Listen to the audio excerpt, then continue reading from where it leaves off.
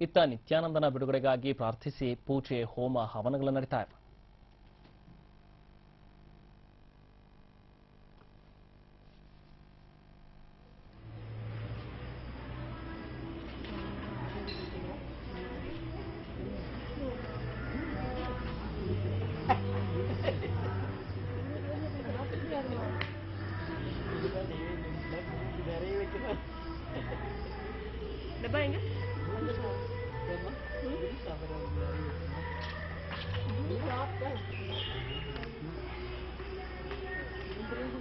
ಈತನ ಬಿಡುಗಡೆಗೋಸ್ಕರ ಈಗ ಈತನ ಭಕ್ತರು ಎಲ್ಲ ಸೇರಿಕೊಂಡು ಹೋಮ ಹವನಗಳನ್ನ ನಡೆಸ್ತಾ ಇದ್ದಾರೆ. ಬಿಡದಿಯ ಬಳಿ ಇರುವಂತಹ ಈತನ ಒಂದು ಆಶ್ರಮದಲ್ಲಿ ಈಗ ದಿನನಿತ್ಯವೂ ಕೂಡ ಪೂಜೆ, ಹೋಮ, ಹವನಗಳು ನಡೀತಾ ಇವೆ. ಒಟ್ಟಿನಲ್ಲಿ ನಿತ್ಯಾನಂದನ ಬಿಡದಿ ಧ್ಯಾನ ಪೀಠದಲ್ಲಿ ಈಗ ಬಿಡುವಿಲ್ಲದ ಪೂಜೆ ಪುನಸ್ಕಾರಗಳು ನಡೀತಾ ಇವೆ. ಇತ್ತ ನಿತ್ಯಾನಂದ ಕಾನೂನಿನ ಸಂಕೋಲೆಯಲ್ಲಿ ಸಿಲುಕಿ ಜಾಮೀನು ಸಿಗದೆ ಜೈಲುವಾಸ ಅನುಭವಿಸ್ತಾ ಇದ್ರೆ, ಆತನ ಶಿಷ್ಯರು ತಮ್ಮ ಗುರುವಿನ ಬಿಡುಗಡೆಗಾಗಿ ಬಿಡುವಿಲ್ಲದೆ ಪೂಜಾ ಕಾರ್ಯ ನೆರವೇರಿಸ್ತಾ ಇದ್ದಾರೆ.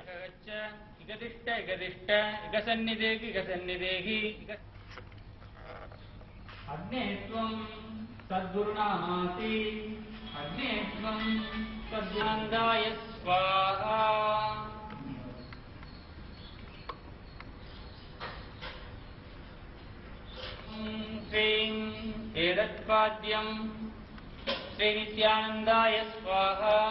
ओं श्रीं एष अद्यः आचमनीयं सर्वदेवदेवी स्वरूपाय सद्गुरुनित्यानन्दाय स्वाहा। ओं श्रीं इदं स्नानीयं सर्वदेवदेवी स्वरूपाय सद्गुरुनित्यानन्दाय स्वाहा। करोमीति दिग्बन्धः। ಬೆಳಗ್ಗಿನಿಂದಲೇ ಆಶ್ರಮದಲ್ಲಿ ಪೂಜೆ ಪುನಸ್ಕಾರ ಶುರುವಾಗುತ್ತೆ. ಆನಂದೇಶ್ವರ ಮತ್ತು ಆನಂದೇಶ್ವರಿ ದೇವರುಗಳಿಗೆ ವಿಶೇಷ ಅಭಿಷೇಕ ನೆರವೇರಿಸಲಾಗ್ತಾ ಇದೆ. ಅರಿಶಿನ, ಕುಂಕುಮ ಸೇರಿದಂತೆ ವಿವಿಧ ಬಗೆಯ ಅಭಿಷೇಕ ನಡೆಸಿ ನಿತ್ಯಾನಂದನ ಬಿಡುಗಡೆಗಾಗಿ ಪ್ರಾರ್ಥಿಸಲಾಗ್ತಾ ಇದೆ.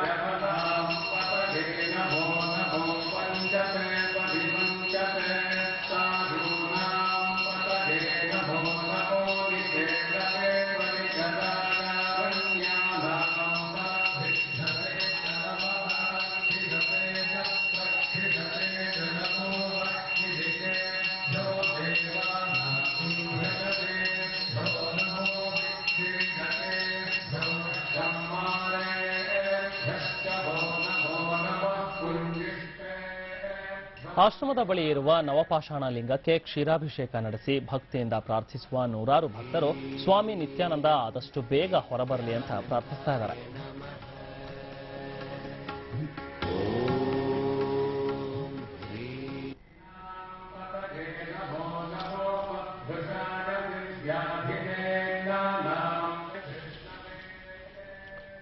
ಸ್ವಾಮಿ ನಿತ್ಯಾನಂದ ಬಿಡುಗಡೆಯಾಗುವವರೆಗೂ ಭಕ್ತರು ಪಂಚಭೂತ ಧ್ಯಾನ ನಡೆಸಲು ನಿರ್ಧರಿಸಿದ್ದು, ಮೊಣಕಾಲೆತ್ತರ ನೀರಿನಲ್ಲಿ ನಿಂತು ಪ್ರಾರ್ಥನೆ ಸಲ್ಲಿಸಲಾಗ್ತಾ ಇದೆ.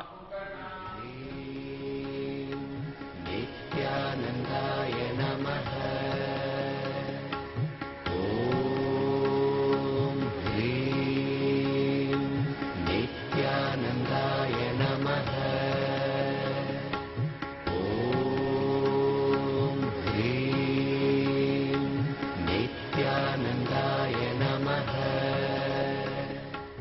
ಇನ್ನು ಆದಿಗುರು ದಕ್ಷಿಣಾಮೂರ್ತಿಗೆ ವಿವಿಧ ಪ್ರಕಾರದ ಪೂಜೆ, ಆರತಿ ಬೆಳಗಲಾಗ್ತಾ ಇದೆ.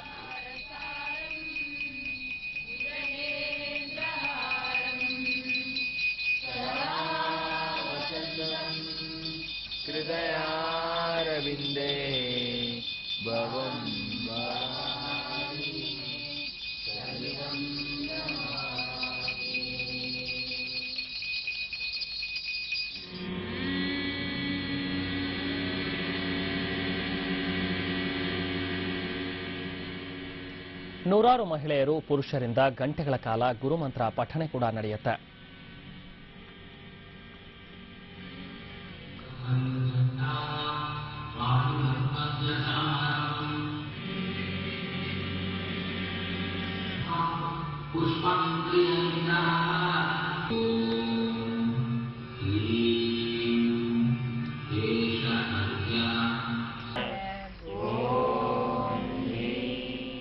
ಒಟ್ನಲ್ಲಿ ಇಡೀ ಆಶ್ರಮ ಸ್ವಾಮಿ ನಿತ್ಯಾನಂದನ ಬಿಡುಗಡೆಗಾಗಿ ಪ್ರಾರ್ಥಿಸ್ತಾ ಇದೆ. ಸ್ವಾಮಿ ನಿತ್ಯಾನಂದ ಬೇಗ ಬಿಡುಗಡೆಯಾಗಿ ಬಾರಪ್ಪ ಅಂತ ಗೋಗರಿತಾ ಇದೆ. ತಿಂಗಳ ಕಳೆದಿದ್ರೂ ನಿತ್ಯಾನಂದ ಸ್ವಾಮಿಗೆ ಮಾತ್ರ ಇನ್ನೂ ಜಾಮೀನು ಸಿಕ್ಕಿಲ್ಲ.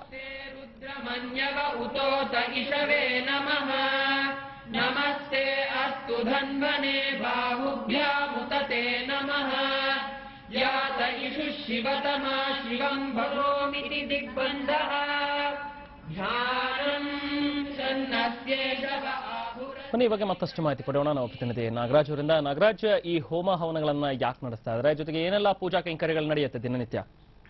ರೇಮನ್, ಏನಂತಂದ್ರೆ ಏನು ಒಂದು ನಿತ್ಯಾನಂದನ ಸೆರೆಮನೆವಾಸ ಏನು 44ನೇ ದಿನಕ್ಕೆ ಒಂದು ಕಾಲಿಟ್ಟಿದೆ.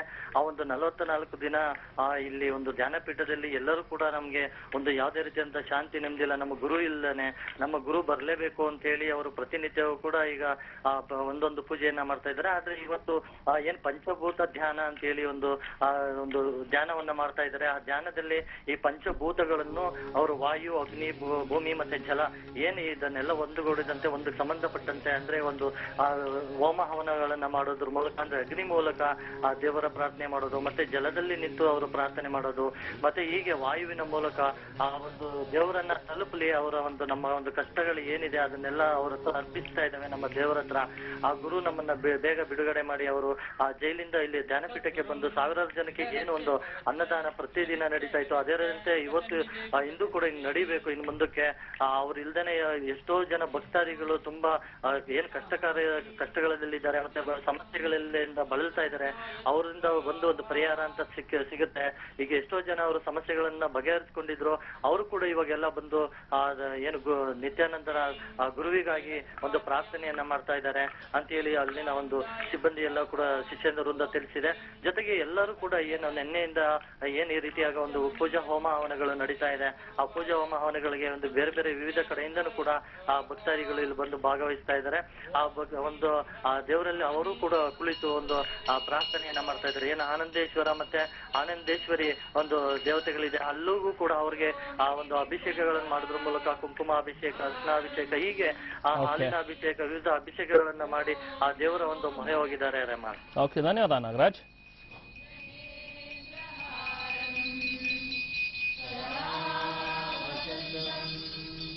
ಹೃದಯಾರವಿಂದೇ ಭಗವಂತ